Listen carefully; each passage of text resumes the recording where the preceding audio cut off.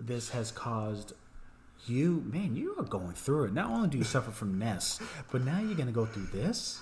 So what happened was, it was long rumored that they were looking to do a remake of a long time RPG that came out for the PS1 back in '97. It was one of my favorite Classic. Even one of my favorite games back then. It was a mixture of horror and RPG by SquareSoft at the time. Yes. We are cultured. It's not SquareEnix back in the day. It was SquareSoft. SquareSoft back in the day. It was Parasite Eve. Yep. One of my favorite games. Loved it. I loved how it had like a nice, it was dark, it had horror elements, but it also had the RPG turn pace, which I loved. And I was like, okay, this was great. I liked the little mixture of the two. It was like, it gave me Resident Evil. It gave me the RPG. Loved it. They had a sequel, which was, it was good, but it wasn't the best, but it was good. And then in 2010, they also had a game called Third Birthday, which was also like part of the series too, which was, it was okay. It came on the PSP for the 2010. And then pretty much it just died off since. So like no one talked about it. No one, it was pretty much like one of those like, if you know it, you know. It's like I kind of had a little cult thing. If you know the game, you know the game. Also had a movie that came out in Japan and all that. It was like, okay. So recently there was some rumblings because this year will make the 25th anniversary of when the first Parasite Eve game came out, because it came out in '97.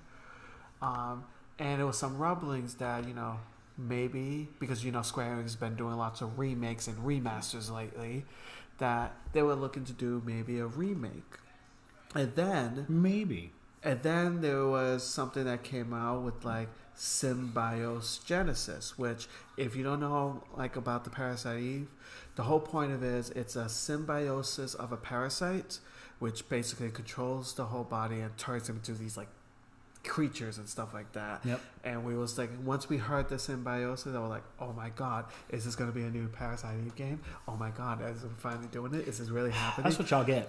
And then it was announced a couple of days ago that that's what y'all get, the man. new thing that was announced was called Symbiogenesis, which is an NFT game.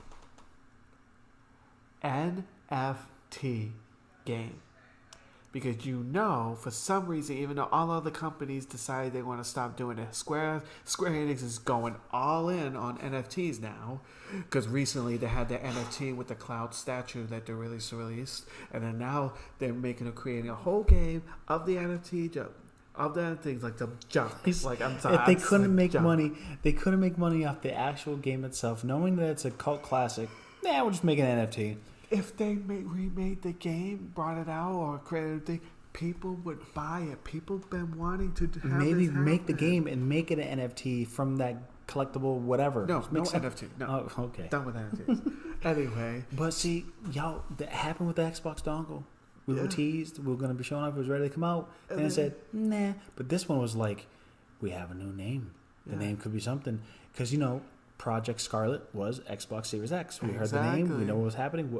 You get code names. That was one code name, and people were freaking out. And then now they showed, they even show any gameplay. It was like a little of the title screen, some jazz music in the thing, and that was it. Oh, and they jazzed you up? Oh, exactly. That's so cute. And then it's coming out spring 2023. Apparently, it's called You Untangle a Story.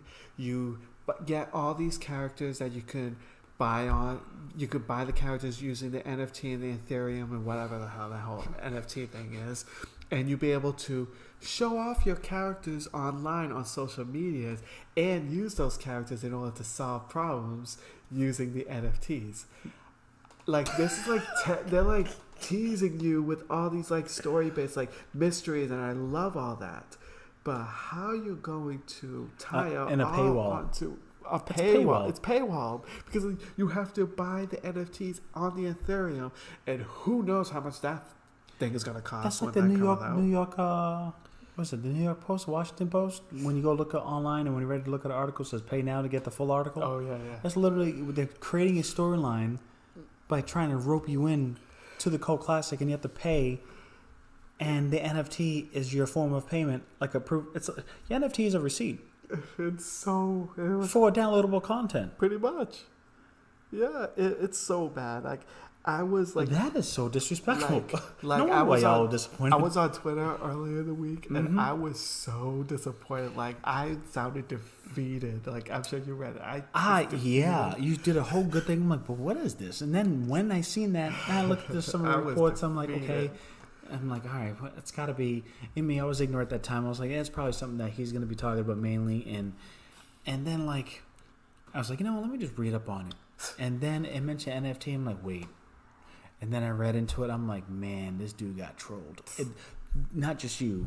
Everybody was anticipating this. Oh, so much. Like, just got slapped. It was trending because people were crapping on it bad. And what sucks, they're still going to push it. They're not even going to feel bad about it. Oh, they're not. Because Square Enix, for some goddamn reason, is so stuck on NFTs, and they're going to stick with NFTs until the day of the day because they spent so much money trying to put NFTs in all their stuff now, which is so angry because Square Enix, I love you guys. You make the games that I love.